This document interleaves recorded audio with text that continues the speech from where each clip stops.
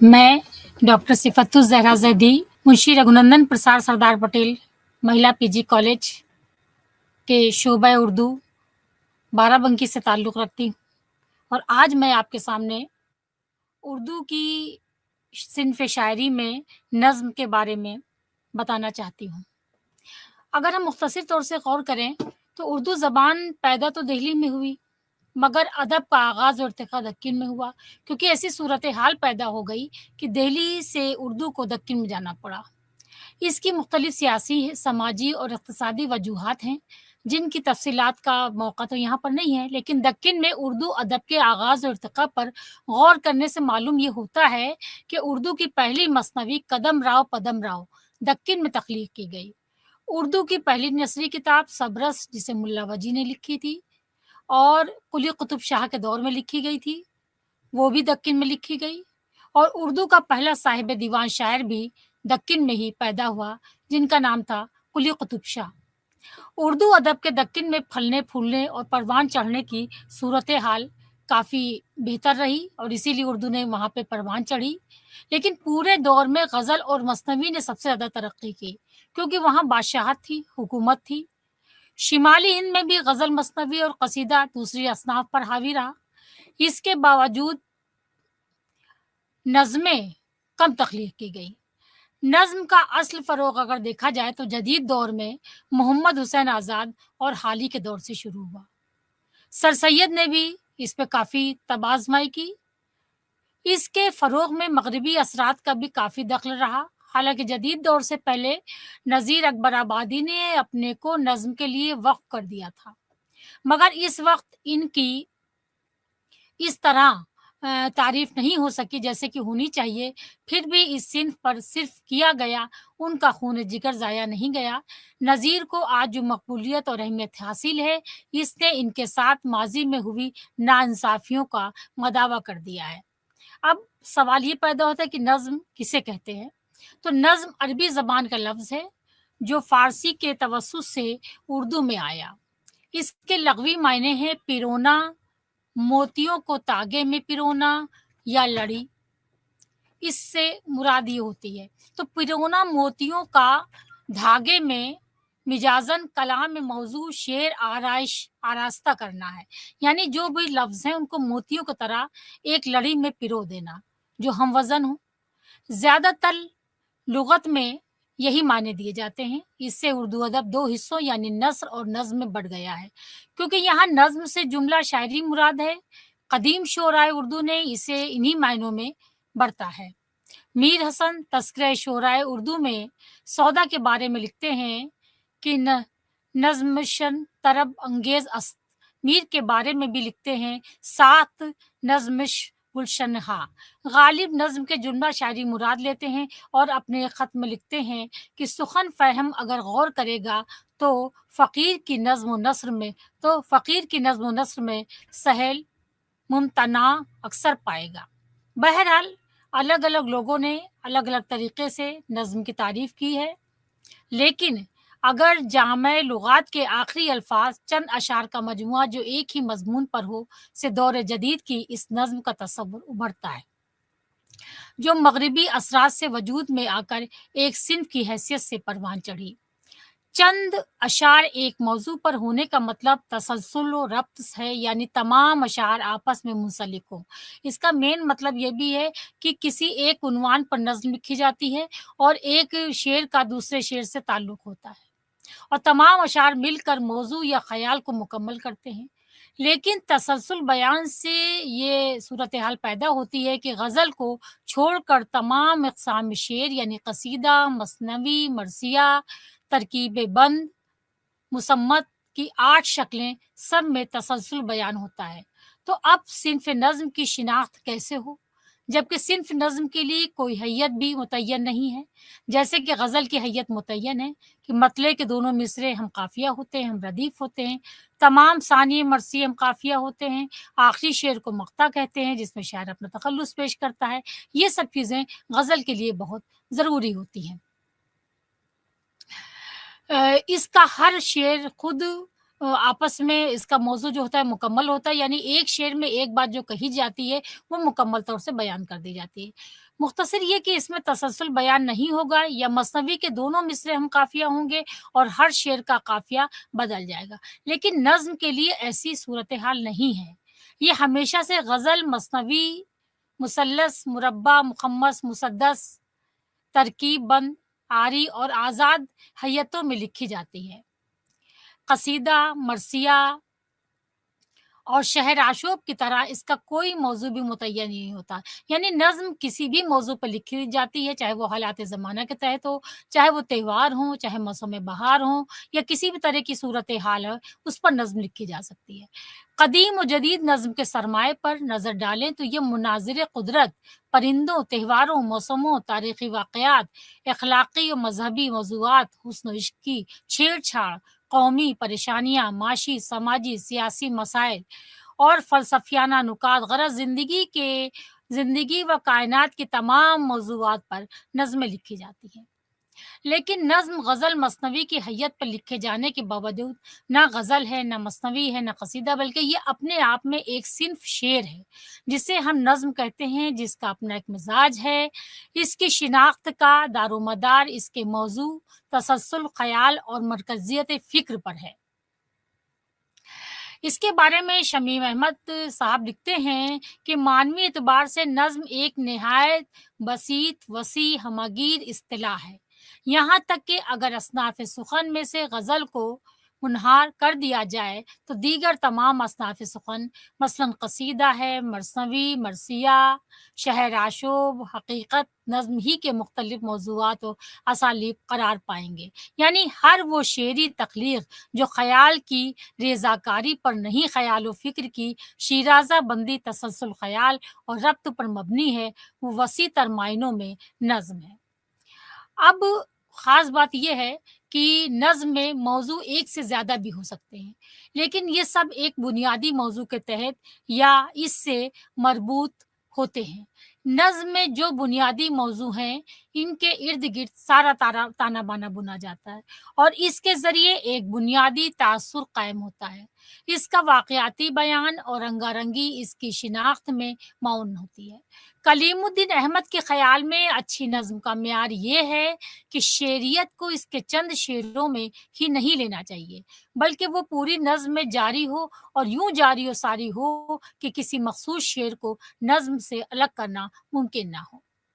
अब नज़्म की शिनाख्त के लिए अगर इसका मुकाबला ग़ज़ल से किया जाए, तो बात वाज़ेह हो जाएगी। अगर हम ग़ज़ल और नज़्म का अलग-अलग मुकाबला करें, तो इस चीज़ को समझाने में ज़्यादा आसानी होगी। जैसे ग़ज़ल में मतला और मक़ता होता है, नज़्म में मतले और मक़ते की कोई क़ैद नहीं होता। ग़ज़ल में रदीफ़ व क़ाफ़िया होता है, नज़्म में रदीफ़ व क़ाफ़िया हो भी सकता है और नहीं भी हो सकता।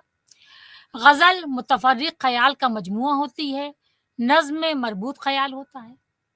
ग़ज़ल के अशार की तादाद मुतय्यन होती है, यानी कम से कम 5 शेर और ज़्यादा से ज़्यादा 21 शेर हो सकते हैं। 21 शेर वैसे बहुत कम कही गई है ग़ज़ल, लेकिन ऐसा माना जाता है कि 21 शेर से ज़्यादा हम नहीं बढ़ सकते उसमें। गो कि इसमें अक्सर 2 ग़ज़ला भी होता है, सह ग़ज़ला भी होता है, लेकिन नज़्म में अशार की तादाद की कोई क़ैद नहीं होती। ग़ज़ल के मज़ामीन मख़सूस थे और नज़्म पे मज़ामीन के कोई क़ैद नहीं होती, किसी भी मौज़ू पर नज़्म लिखी जा सकती है। ग़ज़ल के सब मिसरे बराबर होते हैं और नज़्म के मिसरे छोटे-बड़े भी होते हैं और नज़्म का जो उन्वान होता है उस हिसाब से होते हैं शेर। या न ग़ज़ल मसनवी या किसी शक्ल में नहीं लिखी जाती, नज़्म मसनवी और दूसरी हैयतों में भी लिखी जाती है और छोटी-बड़ी बहरों में भी लिखी जाती है। ग़ज़ल के अशार में बाहमी रब्त तसलसल नहीं होता, नज़्म के अशार में मौज़ूअ और ख़याल के एतबार से आपस में मुंसलिक होते हैं। ग़ज़ल की हैयत मख़सूस है, नज़्म के लिए कोई हैयत मख़सूस नहीं होती। तो ये सब फ़र्क जो है ग़ज़ल और मसनवी ग़ज़ल और नज़्म में है। अब हमारे सामने ये आता है कि ग़ज़ल नज़्म के अक़साम कितने, क्योंकि हमारा मौज़ू नज़्म है, इसलिए नज़्म पे ही हमें ख़ास तौर से रोशनी डालना है कि देखिए, अदब समाज का आईना होता है, क्योंकि अदब में वही चीज़ें बयान की जाती हैं जिससे समाज समाज असरअंदाज़ होता है या जिन हालात के तहत समाज के अवाम उसमें साँस लेते हैं। तो जिसमें बदले हुए हालात के तहत नए रुझानात, ख़यालात, तौर तरीक़े का अक्स अया होता है। सनअती इनक़लाब के तहत जब सियासी, समाजी, इक़्तिसादी हालात और फ़िक्र और ख़याल में तब्दीली पैदा हुई, सोचने समझने के ढंग बदलने लगे और शायरों को नए-नए मसाइल और पेश आए, इसका असर भी शेरी असनाफ़ पर पड़ा। अब जैसे पहले ज़्यादातर ग़ज़लें लिखी जाती थी, प्यार-मोहब्बत की बातों का ज़िक्र होता था, या मसनवी में जादू-टोने, भूत-प्रेत का ज़िक्र होता था। कसीदे में किसी बादशाह की तारीफ़ लिखी जाती थी, बहुत ज़्यादा बढ़ा-चढ़ा के लिखी जाती थी। लेकिन शोरा ने इज़हार ख़याल के लिए नए साँचे मग़रिब से मुस्तैयार की भी की, क्योंकि जब हालात होता है, तो हमारे ज़हनों में भी बदलाव आने लगता है। और जहाँ तक नज़्म का ताल्लुक़ है, तो इसका साँचा हमने मग़रिब से लिया है और नई-नई सूरतों में पैदा की है नज़्म की सूरत-ए-हाल। नज़्म भी इससे मुस्तस्ना नहीं रही। पहले भी नज़्म के लिए कोई हैयत मख़सूस नहीं थी, चुनांचे इसे जिन असालीब और हैयतों में पेश किया गया, इससे इसके अक़साम को तय्युन किया गया। अब है नज़्म के लिए किन-किन चीज़ों की ज़रूरत है, जैसे तरकीब-बंद, यानी तरकीब-बंद एक हैयत है। ग़ज़ल की तरह इसमें काफ़िये का इस्तेमाल होता है और मिसरे भी ग़ज़ल की तरह होते हैं। तरकीब-बंद के एक बंद में कम से कम 5 और ज़्यादा से ज़्यादा 11 अशआर होते हैं। तरकीब-बंद के लिए बंद की तादाद मुतय्यन नहीं है, लेकिन एक बंद में जितने अशआर होंगे, तमाम बंद में अशआर की तादाद उतनी ही होगी, यानी तमाम बंद अशआर की तादाद के लिहाज से बराबर होंगे। अब मान लीजिए कि एक 4 शेरों का बंद है, तो 3 शेर हम काफ़िया होंगे, चौथा शेर इसी बहर में होगा मगर इसका काफ़िया बदल जाएगा। इस चौथे शेर को टीप का शेर कहते हैं। इस तरह इस हैयत का एक बंद मुकम्मल हुआ, इसी तौर पर तमाम बंद तश्कील पाएँगे, लेकिन हमेशा इन उसूलों की पाबंदी नहीं की गई। कहीं-कहीं इससे भी इन्हराफ किया गया है। इसमें मौज़ू को कोई पाबंदी नहीं होती। बंद की मिसाल के लिए अब अल्लामा इक़बाल की नज़्म हुज़ूर रिसालत माब का ये बंद हम आपके सामने पढ़ते हैं कि हुज़ूर दहर में आसूदगी नहीं मिलती, तलाश जिसकी है वो ज़िंदगी नहीं मिलती। हज़ारों लाल गुल हैं रियाज़ हस्ती में, वफ़ा की जिसमें हो बू वो कली नहीं मिलती। अब इस बंद में आप गौर करिए कि इसमें पहला, दूसरा और तीसरा, पहला, दूसरा और चौथा मिसरे हम काफ़िया हैं, लेकिन तीसरा मिसरे की रदीफ़ अलग है। इसी सूरत से दूसरा अगला बंद है, मगर मैं नज़्र को एक आबगीना लाया हूँ, जो चीज़ इसमें है जन्नत में भी नहीं मिलती। झलकती है तेरे उम्मत की आबरू, इसमें तराए बल्स के शहीदों का है लहू इसमें। अब दूसरी चीज़ होती है नज़्म के लिए ज़रूरी कि तरजीह बंद, यानी तरजीह बंद का मतलब लौटाना होता है। यानी तरजीह बंद और तरकीब बंद में ज़्यादा फ़र्क नहीं है। फ़र्क ये है कि सिर्फ़ इतना कि तरकीब बंद के हर बंद में टीप का शेर मुख्तलिफ़ होता है और तरजीह बंद में पहले बंद का टीप का शेर सारे बंदों पे दोहराया जाता है। लेकिन इस तरह के मायने के एतबार से वो हर बंद का फ़ितरी जुज़ मालूम हो। टीप के शेर के अलावा तरकीब बंद की तरह इसमें भी अशार की हैयत ग़ज़ल ही की तरह होती है। जैसे मिसाल के तौर पर, दिया जी जो तुझ फ़ितना नाज़ को, हुआ सुबह महशर सों इसका कफ़न, सरापा बदन गुल के पानी हुआ, तेरे गम सो ज्यूं शबनम ए गुल बदन। शिताबी खबर लेके बेताब हूँ, तेरे इश्क में खुर ख्वाब हूँ। जो कुछ इस्सो ज़ाहिर हुआ था मुझे, हुआ है वही हाल ए नौनिहाल। तमन्ना नहीं और कुछ दिल मनी, सदा तुझसो मेरा यही है सवाल। शिताबी खबर लेके बेताब हूँ, तेरे इश्क में खुर ख्वाब हूँ। अब देखिए इसमें एक जो शेर है वो बीच वाला, ये हर बंद के बाद दोहराया गया है। तरकीब बंद की तरह तरजीह बंद में भी हर बंद के अशार की तादाद यकसां होती है। तरजीह बंद और तरकीब बंद में टीप के शेर की जगह एक मिसरा ही बांधा जाता है, तो भी ये तरकीब बंद या तरजीह बंद ही रहेंगे। अब अगली खुसूसियत आती है मुस्तज़ाद। मुस्तज़ाद एक शेरी हैयत है। लुगात किश्वरी में इसके मायने ज़्यादा किया गया, यानी एक किस्म शेर की जिसके हर मिसरे के आखिर में एक कलमा वज़न में ज़्यादा लाते हैं। ये इज़ाफ़ा इस तरह होता है कि किसी मिसरे या शेर के आखिर में कुछ मौज़ू, फ़िक्रे जोड़ दिए जाते हैं। مستزاد کے لیے کوئی بحر مخصوص نہیں، یہ کسی بحر میں بھی ہو سکتا ہے۔ اضافے کے لیے جملے، غزل یا نظم میں قافیوں کے ہم قافیہ بھی ہو سکتے ہیں، اور مختلف قافیے میں بھی عام طور سے کسی مصرع یا شعر پر ایک یا دو مصروں کا اضافہ کیا جا سکتا ہے۔ مثال کے طور پر، میں ہوں عاشق مجھے غم کھانے سے انکار نہیں، کہ ہے غم میری غذا۔ اب دیکھیے، ایک پورا مصرع آیا ہے اور دوسرا مصرع چھوٹا آیا ہے۔ تو ہے معشوق تجھے غم سے سروکار نہیں، کھائے غم تیری بلا۔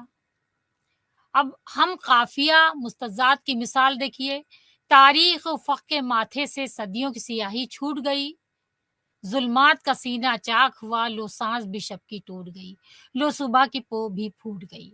تو اس میں جو پہلا مصرع ہوتا ہے اور جو دوسرا مصرع ہوتا ہے وہ تو پورا شعر ہوتا ہے، لیکن اس میں ایک اضافہ کر دیا جاتا ہے، ایک مختصر سے جملے جوڑ کر کے اس میں اضافہ کر دیا جاتا ہے۔ یہ مستزاد اپنے آپ میں نہ صنف ہے اور نہ حیت، پہلے سے موجود حیتوں پر مخصوص چند جملوں کا اضافہ ہے۔ تخلیق کار کو نئے نئے تجربوں کا شوق ہوتا ہے، اور اس طرح سے وہ اپنے نئے نئے تجربے کرتے ہیں، تب نئے نئے خیالات کا اضافہ ہوتا رہتا ہے۔ اب قطع آتا ہے۔ قطع عربی شاعری میں قطع ایک صنف کی حیثیت رکھتا ہے۔ اردو میں اسے بمشکل حیت مانتے ہیں، کیونکہ اس میں اور غزل میں بہت کم فرق ہے۔ قافیے کے نظام بھی غزل کی طرح ہی ہوتا ہے۔ قطعات اور غزلوں میں فرق یہ ہے کہ قطع میں مطلع نہیں ہوتا، اور غزل کے برخلاف اس کے سارے اشعار معنوی اعتبار سے مسلسل اور ایک دوسرے سے پیوست ہوتے ہیں، اور اس میں اشعار کی تعداد معین نہیں، یہی چیز اسے نظم بناتی ہے۔ بعض شعراء نے قطع میں بھی مطلع کہا ہے، انہیں غزل کی حیت میں کہی گئی نظم کہا جائے۔ مقطع میں اگر دو سے زائد اشعار ہیں اور تمام شعراء آپس میں مربوط ہیں تو یہ نظم ہے، ایسا قطع الگ سے لکھا جاتا ہے۔ قطع میں کم سے کم دو شعر ضروری ہیں، چنانچہ اگر دو ہیں اور دونوں مل کر کسی خیال کی تکمیل کرتے ہیں اور رباعی کے کسی وزن میں نہیں ہیں تو یہ مقطع کہلائے گا، رباعی نہیں۔ یہ بھی الگ سے لکھے جاتے ہیں۔ ایک قطع غزل کے اندر پایا جاتا ہے، اسے الگ سے نہیں لکھتے۔ اس کی صورت یہ ہوتی ہے کہ کبھی کبھی شاعر کسی خیال کو غزل کے ایک شعر میں مکمل نہیں کر پاتا اور ایک سے زائد اشعار میں مکمل کرتا ہے، تو اسے قطع بند اشعار کہتے ہیں۔ مثلاً، کل پاؤں ایک کاسہ سر پر جو آ گیا، یکسیر وہ استخوان شکستہ سے چور تھا، کہنے لگا کہ دیکھ کے چل رہا بے خبر، میں بھی کبھوں کسو کا سر پر غرور تھا۔ اب قطع کی حیت میں نظم کہنے کا ایک نادر اور کامیاب طریقہ یہ بھی ہے کہ شعر کے پہلے مصرعے کا دوسرا مصرع آدھا ہوتا ہے، اس میں مستزاد کی جھلک نظر آتی ہے۔ جیسے اس طرح سے بھی قطع لکھے گئے ہیں، مثال کے طور پر ہم آپ کو بتاتے ہیں کہ میرے آقا کو گلہ ہے میری حق گوئی، راز کیوں کھولتی ہے، اور میں پوچھتا ہوں تیری سیاست فن میں زہر کیوں گھولتی ہے۔ تو یہ ایک بہترین مثال ہے قطع کی۔ اور اب ہم بات بتاتے ہیں مسمت۔ ایک مخصوص حیتی نظام کا نام ہے مسمت، جس کے تحت مصروں کی تعداد کے لحاظ سے 8 حیتیں ہوتی ہیں۔ ان سب کو ملا کر مسمت کہتے ہیں۔ ان 8 حیتوں کے الگ الگ نام ہیں۔ اگر کسی نظم کے ہر بند 5 مصروں کے ہیں تو اسے مخمس کہیں گے۔ مسمت کی کسی حیت میں کہی گئی نظم کے پہلے بند کے تمام مصرے ہم قافیہ ہوتے ہیں۔ بعد کے تمام بندوں کے مصرے آخری مصرے کو چھوڑ کر الگ الگ قافیوں کی میں باندھے جاتے ہیں۔ ہر بند کا آخری مصرع پہلے بند کا ہم قافیہ ہوتا ہے۔ پوری نظم میں یہی اصول برتا جاتا ہے۔ اور مسمت کی 8 شکلیں اس طرح ہوتی ہیں۔ مثلاً مثلث، یعنی اس میں ہر بند 3 مصروں کا ہوتا ہے۔ اس کے پہلے بند کے تینوں مصرے ہم قافیہ ہوتے ہیں، بعد کے ہر بند کے 2 مصرے کسی اور قافیے میں ہوتے ہیں، لیکن تیسرا مصرع پہلے بند کا ہم قافیہ ہوتا ہے۔ مثال کے طور پر، شفق کی چھاؤں میں چرواہا جب بس बंसी बजाता है, शफ़क़ की छाँव में चरवाहा जब बंसी बजाता है, तसव्वुर में मेरे माज़ी के नक्शे खींच लाता है। नज़र में एक भोला बिसरा आलम लहलहाता है, मेरे अफ़कार तिफ़ली को है निस्बत इसके नग़मों से, मैं बचपन में किया करता था उल्फ़त इसके नग़मों से। जब च जब जभी बंसी की लय में अहद तिफ़ली झिलमिलाता है। तो अब इसमें देखिए, इसमें पहला और दूसरा हमरदीफ हम काफ़िया है और तीसरे मिसरा थोड़ा-सा फ़र्क हुआ है इसमें। तो इसको कहते हैं म म मुसल्लस। इसमें आम तौर से सिर्फ़ 3 मिसरे होते हैं, एक बंद में सिर्फ़ 3 मिसरे होते हैं। अगला है मुरब्बा। मुरब्बा इसमें 4 मिसरों का बंद होता है, इसलिए इसे मुरब्बा कहते हैं। इसकी बुनियादी शक्ल तो वही होती है जो दीगर मुसम्मती हैयत की होती है, यानी पहले बंद के 4 मिसरे हम काफ़िया होते हैं, आगे के बंद का चौथा मिसरा पहले बंद का हम काफ़िया होता है। अब जैसे मिसाल के तौर पे तनेगा मसर्रत का अब शामियाना, बजेगा मोहब्बत का नक्कार खाना। देखिए, दोनों हम रदीफ हम काफ़िया हैं। हिमायत का गाएँगे मिलकर तराना, करो सब्र आता है अच्छा ज़माना। ये चारों मिसरे हम रदीफ कम काफ़ियाँ हैं। अब तीसरा और चौथा मिसरा बदलेगा। ना हम रोशनी दिन की देखेंगे लेकिन, चमक अपनी दिखाएँगे अब भले दिन। रुकेगा न आलम तरक्की किए बिन, करो सब्र आता है अच्छा ज़माना। मुरब्बा में बहुत तजुर्बात किए गए हैं, जिन पर गुफ्तगू यहाँ एक लंबी तफ़सील हो जाएगी, काफ़ी तफ़सीली गुफ्तगू हो जाएगी, क्योंकि अपने आप में काफ़ी तफ़सीली मालूमात हो इससे हासिल हो सकती है। और अगला आता है मुखम्मस। मुखम्मस में 5 मिसरे का एक बंद होता है। इसकी भी बुनियादी मुसम्मती शक्ल तो वही है जो दूसरी अक़साम मुसम्मत की है, मगर इसमें काफ़ियों की तरतीब की कहीं ज़्यादा नौ-ब-नौ और मुतहय्यर कर देने वाली मिसालें मिलती हैं। मुसद्दस मुसम्मत की इस हैयत में 6 मिसरे होते हैं और मुसद्दस ज़्यादातर मर्सिय मुसद्दस में लिखे जाते हैं। इसलिए अमीर अनीस ने ज़्यादातर मुसद्दस में ही मर्सिये लिखे हैं। इसके हर बंद के 4 मिसरे, पहले 4 मिसरे हम काफ़िया होते हैं और आखिरी 2 मिसरे अलग काफ़िया रखते हैं। दरअसल ये हैयत मुसम्मत की अस्ल हैयत के निज़ाम में काफ़िये की खिलाफ वर्ज़ी करती है, यानी इसमें हर बंद का छठा मिसरा पहले बंद के काफ़ियों का हम काफ़िया नहीं होता। इसलिए बाज़ उलमा इसे मुसम्मत के हैयती निज़ाम से ख़ारिज कर देते हैं और हकीकत भी यही है कि मुसद्दस की ये हैयती वज़ा ख़ास उर्दू की चीज़ है। अरबी और फ़ारसी में मुसद्दस की ये शक्ल मौजूद नहीं। उर्दू में मुसद्दस की हैयत बहुत ज़्यादा मुताम्मिल और मक़बूल रही है। इसको शोरा ने बहुत कसरत से बरता है। अगर देखा जाए तो मीर अनीस और मिर्ज़ा दबीर का पूरे-पूरे मरसे ही मुसद्दस में लिखे गए हैं। मिसाल के तौर पर न रास्ता तरक्की का कोई खुला था, न ज़ीना बुलंदी पे कोई लगा था, वो सहरा इन्हें क़ता करना पड़ा था, जहाँ नक्श पा था न शोर दरा था। जूँ ही कान में हक़ की आवाज़ आई, लगा करने खुद इनका दिल रहनुमाई। अब देखिए, इस मुसद्दस में पहले 4 मिसरे हम रदीफ हम काफ़िया हैं और 5वां और छठा मिसरा अलग है। पहले से लेके चौथे मिसरे से ये 5वां और छठा मिसरा अलग है। करबलाई और शख्सी मरसिये बेशतर इसी हैयत में लिखे गए हैं, हमने बताया भी अभी है, और दीगर छोटी-बड़ी नज़्में के लिए भी कसरत से इसका इस्तेमाल किया गया है। अब अगली खुसूसियत आती है मुसब्बा। मुसम्मत की इस हैयत को 7 मिसरे होते हैं। काफ़ियों की तरतीब इसमें भी वही होती है जो दूसरी मुसम्मती हैयतों की होती है, यानी पहले बंद के 7वें मिसरे एक काफ़िये में होते हैं। आगे आने वाले तमाम बंदों के 6 मिसरे किसी और काफ़िये में होते हैं, लेकिन 7वां मिसरा पहले बंद का हम काफ़िया होता है।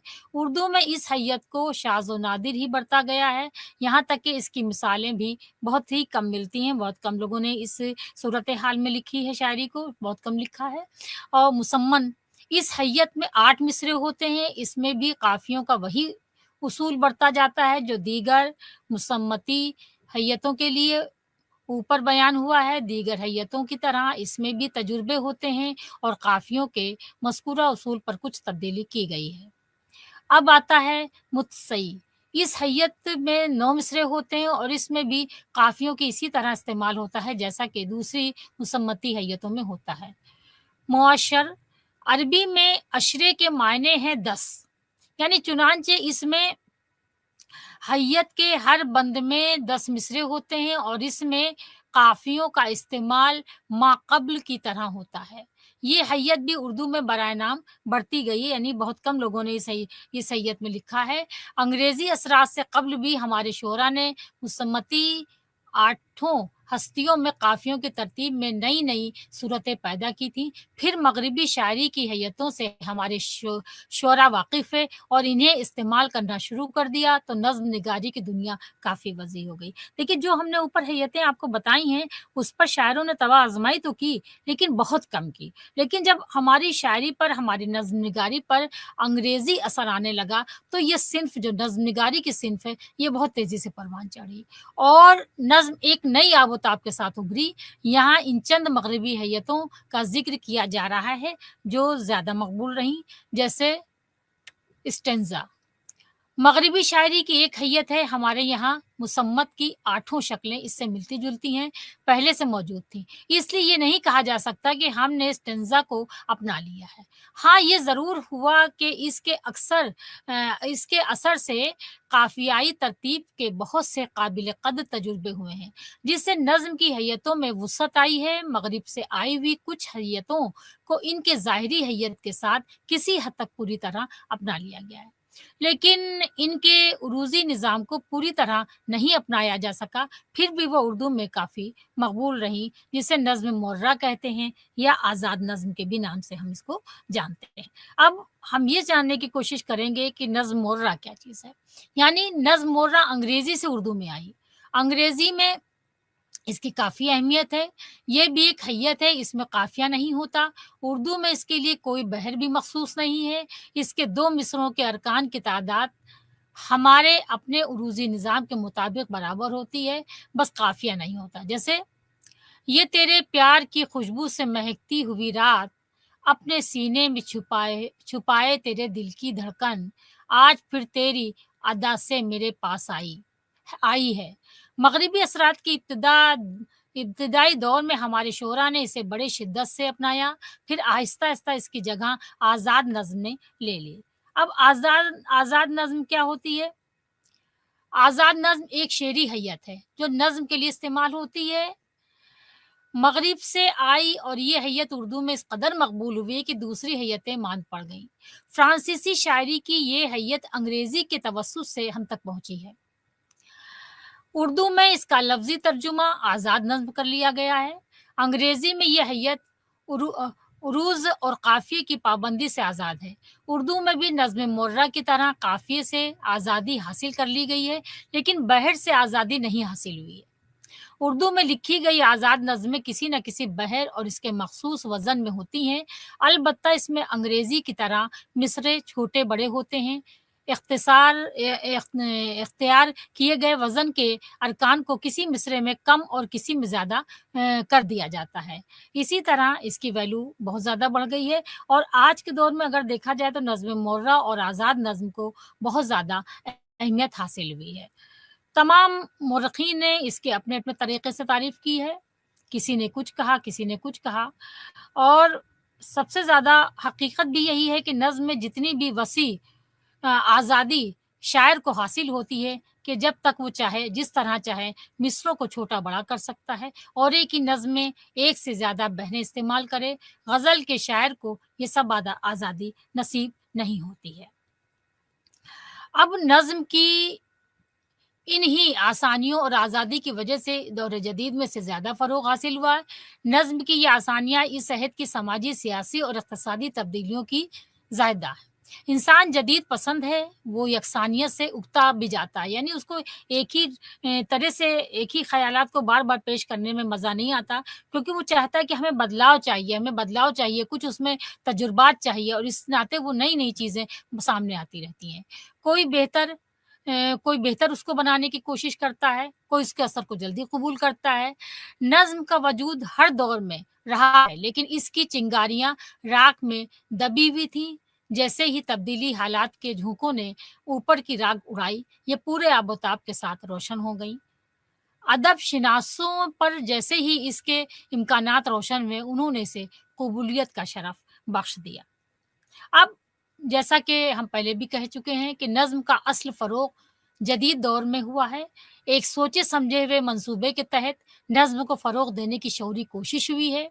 मोहम्मद हुसैन आज़ाद ने कर्नल हॉलराइट के मशवरे से, जो इस वक़्त पंजाब के सरशिश्ता तालीम के मुंतज़िम आला थे, और लाहौर के उलमाए फ़ुज़ला की मदद से 21 जनवरी 1865 को मोहम्मद हुसैन आज़ाद ने लाहौर में अंजुमन पंजाब कायम की। कर्नल हॉलराइट इसके सरपरस्त थे। इन्हीं की सदारत में पहली बार एक जलसा हुआ, जिसमें मोहम्मद हुसैन आज़ाद ने नज़्म और कलाम मौज़ू के बाब में के उन्वान से एक अहम लेक्चर दिया। फिर यहाँ महानामा लेक्चर होने लगे। इस अंजुमन के प्रोग्रामों के ज़रिए आज़ाद ने कदीम शायरी की कमियों और ख़ामियों की तरह और जदीद नज़मिया शायरी की खूबियों की तरह लोगों की तवज्जो की, जिसमें मुशायरे भी हुए। इस मुशायरे की ख़ास बात ये थी कि इसमें मिसरे तरह दी जाती थी और या मज़मून दे दिया जाता था। यानी इसका जब इसका अंजुमन पंजाब लाहौर का पहला मुशायरा हुआ, तो उसमें मज़मून बरसात दे दिया गया। अब बरसात पे तमाम शायरों ने उस पर लिख कर के लाए हैं अपनी नज़में, और उसमें उन्होंने वो नज़्मों को पढ़ा है। तो इससे ये फ़ायदा हुआ कि शायरी हमारी इस हकीकत में मबनी होने लगी, नज़्म के रिवाज को ज़्यादा फ़रोग़ मिला, और मोहम्मद हुसैन आज़ाद ने जो ये अंजुमन पंजाब लाहौर कायम की थी, तो इसमें जो हर महीने मुशायरे होते थे, तो हमेशा एक ना एक उन्वान दे दिया जाता, कभी उम्मीद, कभी सब्र, कभी बरसात, तो इस तरह से उन्वान दे दिए जाते थे और उसमें नज़में पढ़ी जाती थी। इस सूरत से सिन्फ़ नज़्म को काफ़ी रिवाज मिला। लेकिन एक चीज़ को हमें ज़हन में रखना चाहिए कि जदीद उर्दू नज़्म का ख़याल आते ही सर सैयद अहमद ख़ान, मोहम्मद हुसैन आज़ाद, अल्ताफ़ हुसैन हाली, नज़ीर अहमद शिबली निमानी वग़ैरह के नाम हमारे सामने आ जाते हैं। इन तमाम अदीबों और शायरों ने वक़्त के तकाज़ों को समझा और हवा के रुख को पहचान कर उर्दू अदब की बागडोर मोड़ दी। जदीद रंग का मतलब ये नहीं कि पुराने रंग का अदब खत्म हो गया हो। सैकड़ों शायर और अदीब अब भी छोटे-छोटे दरबारों से वाबस्ता थे और पुरानी रवायतों की नक़्ल कर रहे थे। इनमें असीर लखनवी, अमीर मीनाई, दाग़ देलवी, जलाल लखनवी सबसे ज़्यादा मशहूर हैं। ये कदीम रंग के बहुत बड़े शायर थे। अमीर मीराई के कई दीवान शाया हो चुके हैं, दाग के कई दीवान मंज़र आम पर आ चुके हैं, आसिर के कई दीवान छपे, जलाल ने दीवानों के अलावा ज़बान के उसूलों पर किताबें लिखी। इन हज़रात के शागिर्दों में रियाज़, खलील, नूह, बेखुद वग़ैरह काफ़ी मशहूर हुए।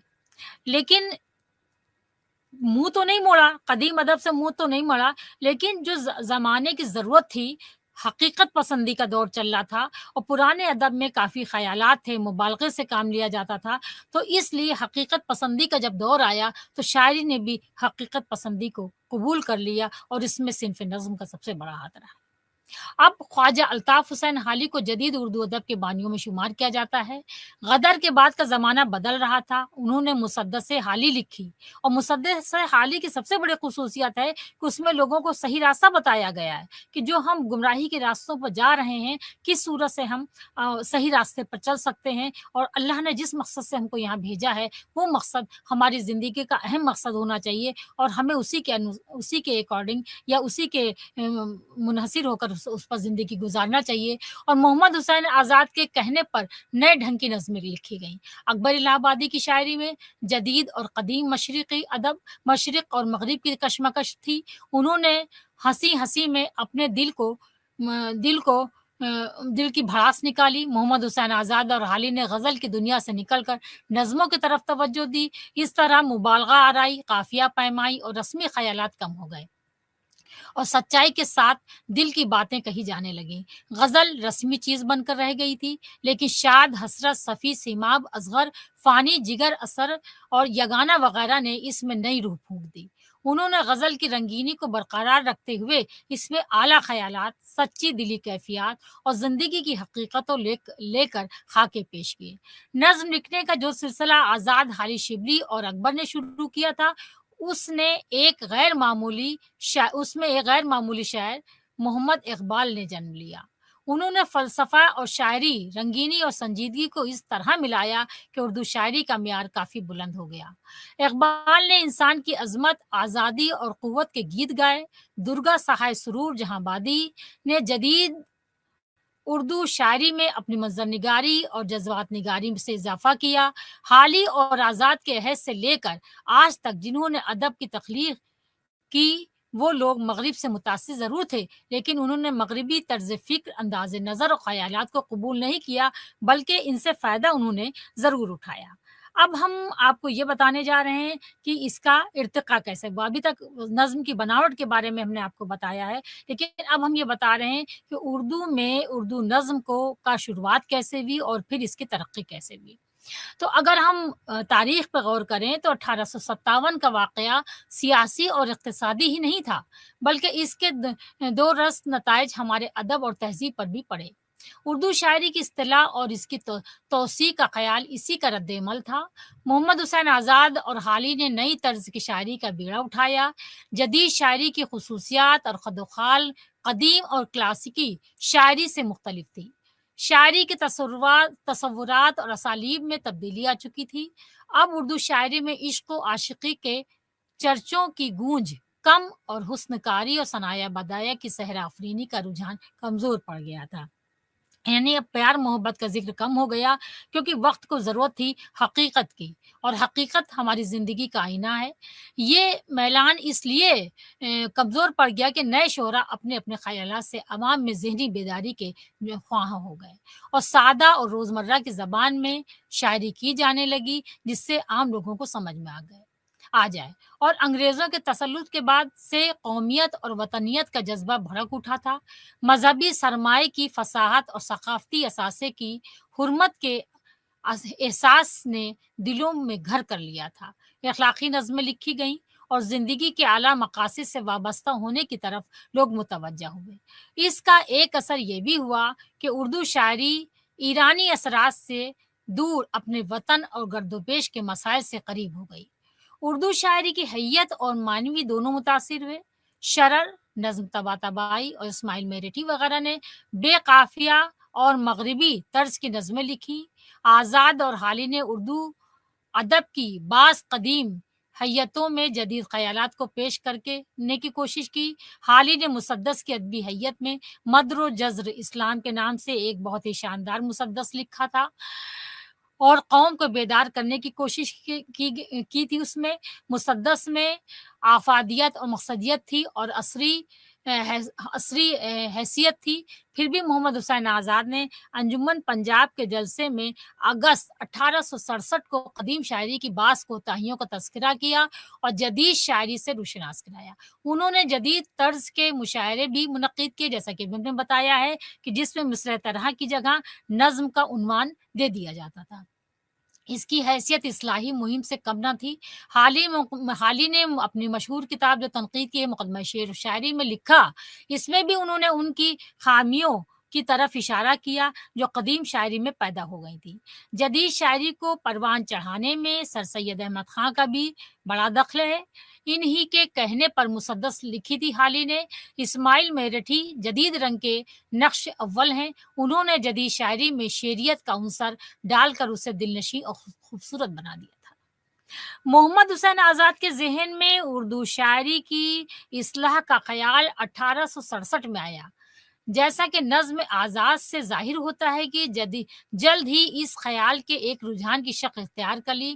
انہوں نے روایتی شاعری کے کمزور پہلوؤں کا ذکر کرتے ہوئے نیچرل شاعری کی وضاحت کی۔ وہ تشبیہات اور استعارات، آرائش اور سجاوٹ کی مصنوعی چمک و دمک کے خلاف تھے۔ یہ انجمن پنجاب کے نئے ادبی میلان کا خلاصہ تھا کہ آزاد نے غزل کے مقابلے میں نظم کو ترجیح دی۔ وطن، حب وطن، امن، انصاف، مروت، قناعت، وہم، اخلاق آزاد کی یادگار نظمیں ہیں۔ آزاد نے اپنی نظموں میں فطرت کے عمل کو تخیل سے ابھارنے اور ان کی صورت گری کرنے کی کوشش کی۔ انہوں نے اردو شاعری میں ردیف قوافی کی پابندیوں کو محسوس کرتے ہوئے انہیں تخیل اور فطری بیان میں رکاوٹ کہا۔ نظم نگاری کے لیے مثنوی کی ہی حیت کو انہوں نے منتخب کیا۔ درگا صاحب سرور جہاں آبادی اردو کے ان چند شاعروں میں شامل ہیں جنہوں نے شاعری میں ہندوستانی طرز فکر، ماحول، رسم، عقائد اور اساطیر کی سچی ترجمانی کی۔ سرور ایک معزز کائست گھرانے سے تعلق رکھتے تھے۔ 1873 میں پیدا ہوئے۔ 1910 में इनका इंतकाल हुआ। वो अंग्रेजी, फारसी, उर्दू और संस्कृत के माहिर थे। उन्होंने अंग्रेजी नज़्मों का उर्दू में तर्जुमा भी किया और कई अखबारात और रसालों के एडिटर भी रहे। वो शायरी में करामत हुसैन बिहार से मशवरा लिया करते थे। इनकी अदबी काविशों में खून नाहक, नैरंग कलक, नश्तर मातम, नाले खून चुका के नाम से शामिल हैं। एक मंजूम ड्रामे के अलावा महशर और विसाल के नाम से 2 नावल भी इन्होंने लिखे। इनके मजमूए कलाम जाम सुरूर को बड़ी शोहरत हासिल हुई। सुरूर की शिनाख्त इनकी नज़्म निगारी से होती है। फितरती मनाजिर से जज्बाती लगाव रखते थे। यही वजह है कि मनाजिर कुदरत पर इनकी कई नज़में हैं। उर्दू में तारीख़ी और असातीरी नगमों का आगाज़ भी उन्होंने ही किया था। सुरूर की हुब्बुल वतनी और इंसान दोस्ती का अंदाज़ा इनकी नज़मों से लगाया जा सकता है। उन्होंने बाज़ अदबी शख्सियतों की वफ़ात पर मरसिये भी लिखे थे। अल्ताफ़ हुसैन आली ने अपनी इब्तिदाई शायरी में रवायती अंदाज़ को इख्तियार किया था, यानी जैसे पहले ग़ज़लें कही जाती थी, शाह अली ने भी अपनी शायरी की इब्तिदा ग़ज़लों से कही और इश्क़िया शायरी के तमाम लवाज़िम की पासदारी की, लेकिन बदले हुए हालात और शऊर की वजह से सर सैयद की रफ़ाक़त ने इनमें नई ज़िंदगी के हक़ाइक़ को पेश किया और वो नज़्म निगारी की तरफ मुतवज्जह हुए। सर सैयद की फ़रमाइश पर उन्होंने मुसद्दस लिखी, जिसमें मुसलमानों के अखलाकी तनज़्ज़ुल, माशी बदहाली और ज़हनी पस्ती की तस्वीर पेश की गई है। ये कौम का मरसिया भी कहा जा सकता है इस मुसद्दस को, और बदले हुए हालात में जीने का सलीक़ा सीखने और हमें नया शऊर अपनाने की दावत भी देता है ये मुसद्दस। हाल ही अंजुमन पंजाब में मुनक्किद होने वाले मुशायरों से बहुत मुतासिर हुए। उन्होंने बरखा रित, निशात उम्मीद, हुब्बे वतन और मनाज़िर रहम इंसाफ पेश की, जो बहुत सराही गई। हाली ने अपनी नज़मों के ज़रिए दरमंदी, सादगी, खुलूस और खुलूस को ज़्यादा अहमियत दी। मुनाजात बेवा और चुप की दात, ये औरतों की सूरत हाल पर ये नज़्म लिखी गई है और औरतों की ज़िंदगी के हालात को उसमें पेश किया गया है। हाली ने अपनी नज़मों के लिए छोटी-छोटी बहरों का इस्तेमाल किया था। इनकी नज़में फ़िक्र अंगेज़ भी होती थीं और सबक-आमेज़ भी। तर्ज़ अदा सादा, फ़ितरी, मौसिर और बेसाख्ता है। मुनाजात बेवा में औरत के मुख्तलिफ़ रूप बताते हुए इसे महबूबा के अलावा एक माँ, एक बहन और एक बेटी भी बताया गया है। हाली उर्दू के उन अव्वलीन नज़्म निगारों में से हैं जिन्होंने मुकामी रंग को अपनी नज़मों में जगह दी और मुनाजात बेवा 12 मासा की तरह लिखी गई है। मुसद्दस हाली या मदरुजज़ इस्लाम हाली का शाहकार है। इस इस्लाही नज़्म को तारीख़ी हैसियत और तहज़ीबी शऊर की दस्तावेज़ भी कहा जा सकता है। इस नज़्म और इसके मुक़द्दमे में ने उर्दू शायरी के धारे को मोड़ दिया। हाली की नज़में असरी हैसियत और रचे हुए तहज़ीबी शऊर की आईनादार हैं। अल्ताफ़ हुसैन हाली 1837 में पानीपत में पैदा हुए और 1914 में इनका इंतकाल हुआ। वो गालिब के चहीते शागिर्द थे और सर सैयद के अनासिर खमसा का एक अहम अहम हिस्सा भी थे। इस्माइल मेरठी 1844 में पैदा हुए और 78 साल की उम्र में 1817 में वफ़ात पाई। आबाई वतन मेरठ था। इनके बाद इनके जद अमजद बाबर के साथ हिंदुस्तान आए थे। इन्होंने उर्दू नज़्म की नई शिनाख्त दी, उर्दू को तर्जुमों से मालामाल किया, बच्चों के लिए अदब लिखा, उन्होंने दिलनशीन ग़ज़लें भी कहीं। इन्हीं क़सायद, क़ताआत और रुबाई वग़ैरह से भी सरोकार था। इन्हें फ़ारसी पर मुकम्मल अबूर हासिल था।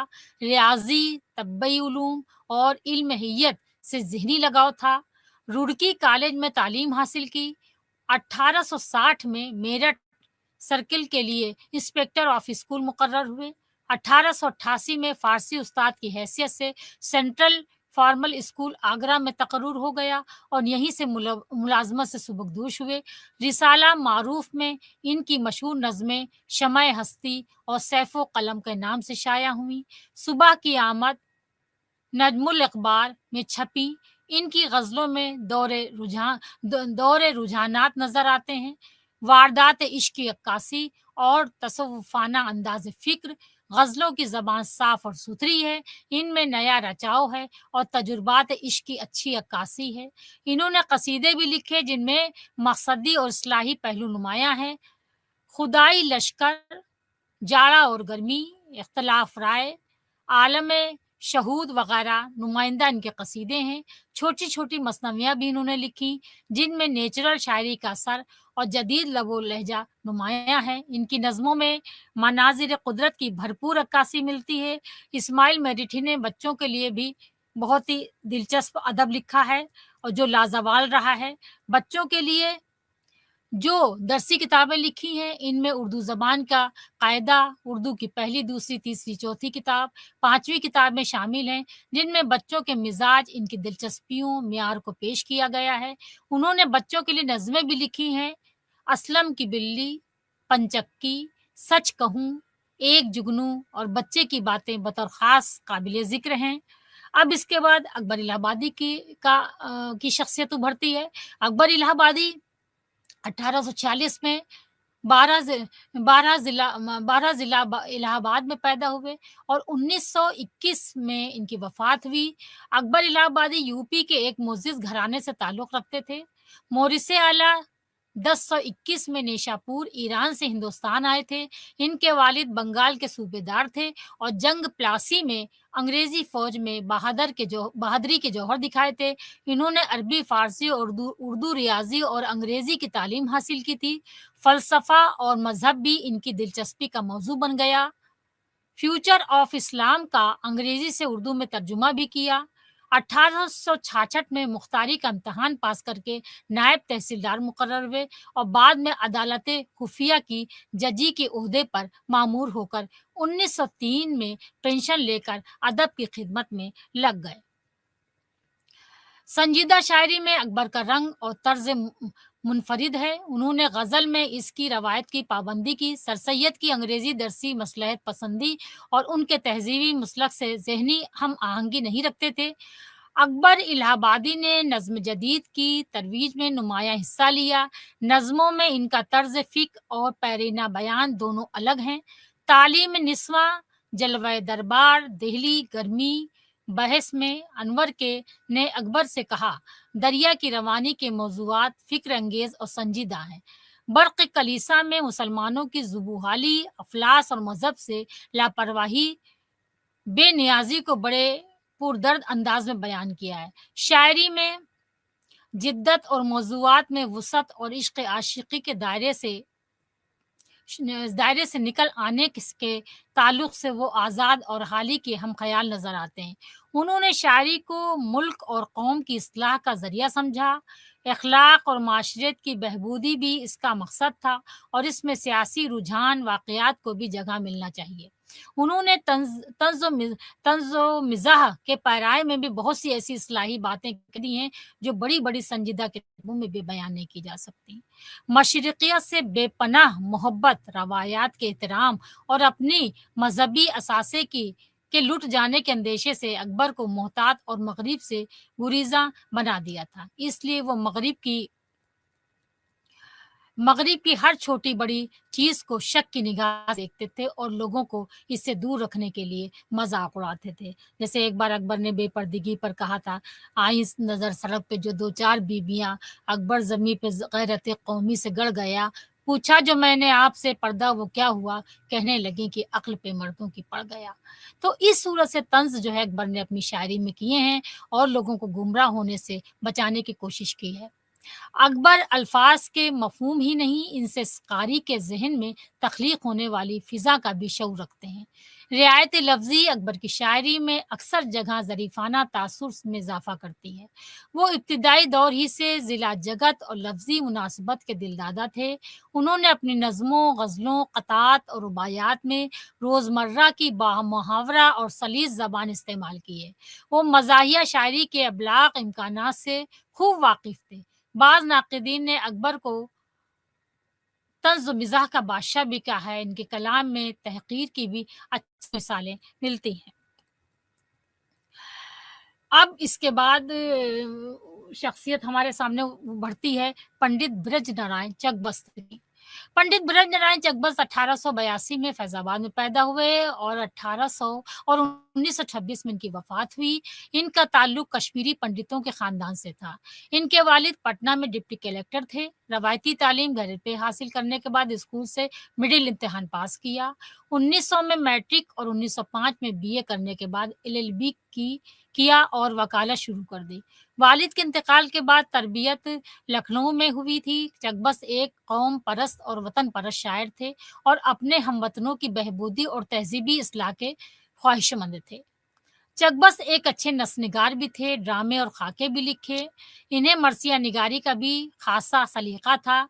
इनकी ज़हनी तरबियत में विशुन नारायण, तिलक और गोखले के अलावा मिसेज़ एनी बेसेंट की होम रूल तहरीक का काफ़ी दखल था। वो इस तहरीक के ज़बरदस्त हामी थे और इसको काफ़ी आगे बढ़ाना चाहते थे। तो चकबस ने एक अपनी बहुत मशहूर नज़्म लिखी थी रामायण का एक सीन, वो भी काफ़ी मशहूर और मकबूल हुई इनकी और इन्हें मरसिया निगारी का भी ख़ासा सलीक़ा था। इनकी ज़हनी तरबियत में विष्णु नारायण का काफ़ी अहम रोल रहा है और इन्होंने अपनी अमली ज़िंदगी में बहुत सी इस्लाही काम अंजाम दिए। मसलन कश्मीरी यंग मैन एसोसिएशन और बिहार लाइब्रेरी का क़याम किया।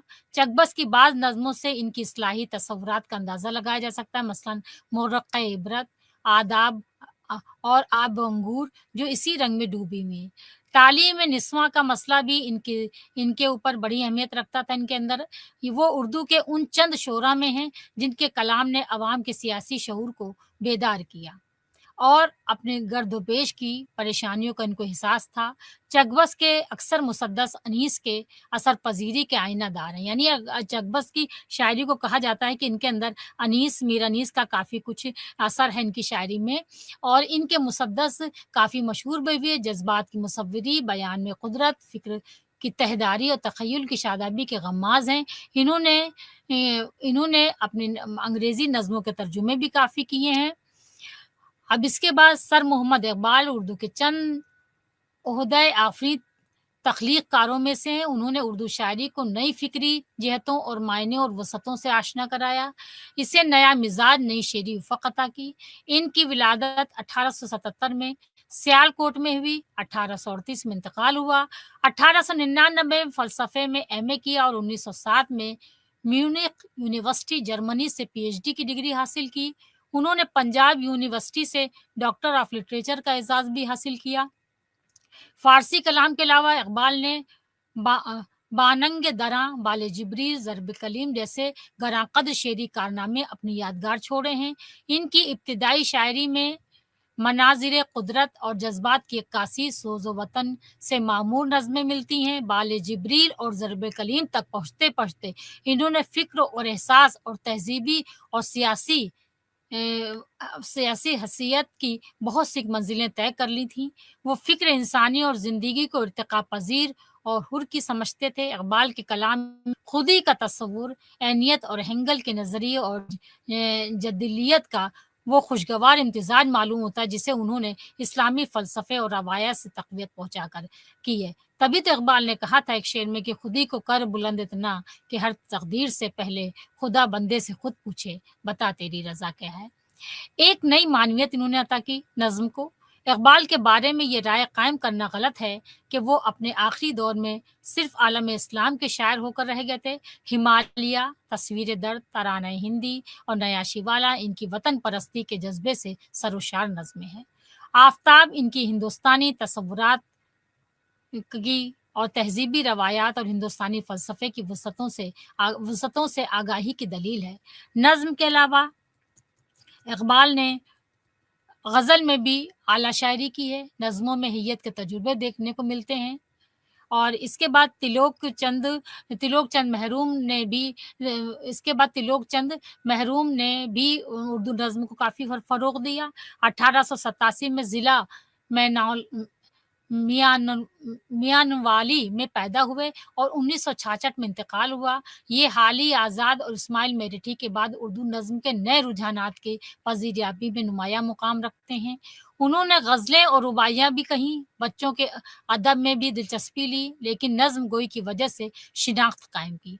उन्होंने तदरीसी के फ़राइज़ भी अंजाम दिए, तहरीक आज़ादी से वाबस्तगी का सबूत इनकी नज़्मों में मिलता है। लाहौर से रावलपिंडी तबादला करके यहाँ छावनी बोर्ड स्कूल में मास्टर हो गए। तक़सीम हिंद के बाद जालंधर होते हुए अपने फ़र्ज़ंद जगत नाथ आज़ाद के पास दिल्ली आ गए। अखबार तेज से वाबस्ता रहे, कुछ दिन दिल्ली में लेक्चरार भी रहे। गंज माफ़ी गंज माइनी, रुबायात महरूम, कारवान वतन, बिहार तिफली, शोले नवा, नैरंग मानी और बच्चों की दुनिया महरूम की अदबी यादगार हैं। महरूम की ख़ास तादाद में ऐसी नज़में हैं जो फ़ितरत के दिलफ़रेब जलवों और इनकी हसीन रंगीनी मनाज़िर की अक्कासी करता है। ऐसी न ज इनका असलूब बड़ा ही पुरज़ोर है, दर्दमंदी और ख़ुस्तगी इनके कलाम में अपनी झलक दिखाती है। वो अपनी नज़्मों में बरतानवी साम्राज्य के ख़िलाफ़ गम और गुस्से का इज़हार भी करते हैं। रुबायात महरूम के मुताले से पता चलता है कि फ़िराक़, जोश, अनीस की तरह इनमें भी रुबाई गोई की अच्छी सलाहियत थी। महरूम की इब्तिदाई ग़ज़लों में दाग़ का रंग झलकता है। उन्होंने रियायत लफ़्ज़ी से अपनी-अपनी ग़ज़लों को आरास्ता किया। ग़ज़लों के एतबार से महरूम जदीद और क़दीम के दो राहे से खड़े नज़र आते हैं। महरूम की शायरी में बड़ी हमारंगी और मौज़ूआत के एतबार से काफ़ी अहम है। इसी दौर में नवाब मिर्ज़ा दाक़ देहलवी 1831 में महल्ला चांदनीपुर चौक दिल्ली में पैदा हुए और 1905 में हैदराबाद में वफ़ात पाई। वालिद का साया बचपन में ही उठ जाने के बाद इनकी वालिदा ने साहिब आलम मिर्ज़ा मोहम्मद सुल्तान बहादुर के महल शाही में पनाह ली। 1857 में दिल्ली से रामपुर पहुँचे। वहाँ के हालात साज़गार न होने से उन्होंने अमृतसर, अजमेर, आगरा, अलीगढ़ और मथुरा और जयपुर का सफ़र किया और फिर वहाँ से 1888 में हैदराबाद पहुँचे, जहाँ उन्होंने आसूदा ज़िंदगी बसर की। मुख्तलिफ़ खुताबात से भी नवाज़े गए। इनके दीवान गुलज़ार दाग़ और महताब दाग़ इनके नाम को हमेशा ज़िंदा रखेंगे। उन्होंने मसनवी, फ़रियाद दाग़, क़साइद और रुबायात भी यादगार छोड़े हैं। दाग़ की शायरी निशातिया शायरी है और इनके तग़ज़्ज़ुल की अहम ख़ुसूसियत और मक़बूलियत का राज़ भी यही है। वो ज़हनी तौर पर जुर्रात और मोमिन के करीब हैं। इनकी परवरिश किला मोहल्ला में हुई थी, जहाँ ऐश व निशात और राग व रंग की महफ़िलें सजी थीं। बाहर भी हुस्न और नग़्मे बरस रहे थे। दाग़ के उन्वानात काफ़ी मशहूर रहे हैं। इन्होंने अच्छे-अच्छे उन्वान पे अपनी नज़में लिखी हैं, ग़ज़लें लिखी हैं। दाग़ की ऐश पसंदी और हुस्न परस्ती ने अखलाकी कदरों को ठेस पहुँचाई थी, लेकिन इसने इनके इश्क़िया शायरी ने आबोरंग बहरहाल हासिल कर लिया था। मख़सूस लबो लहजा, मुहावरा, बरजस्ता इस्तेमाल अल्फ़ाज़ों से इन्होंने सिन्फ़ शायरी को बहुत ही अहमियत दी। इसी के साथ-साथ रियाज़ खैराबादी ने इन्होंने भी सिन्फ़ ग़ज़ल को काफ़ी अहमियत दी। वो सिन्फ़ नज़्म पर इन्होंने काफ़ी काम किया। इन्होंने रियाज़ुल अख़बार निकाला था खैराबाद से और इन्होंने काफ़ी इस्लाह की शायरी की। इन्होंने इश्क़िया तख़लीक़ आशिफ़ता तख़ल्लुस इख्तियार किया था। खुमरियात के शायर होने की वजह से इनकी शायरी शराब के लवाज़िमात और मैनोशी से भरी पड़ी थी।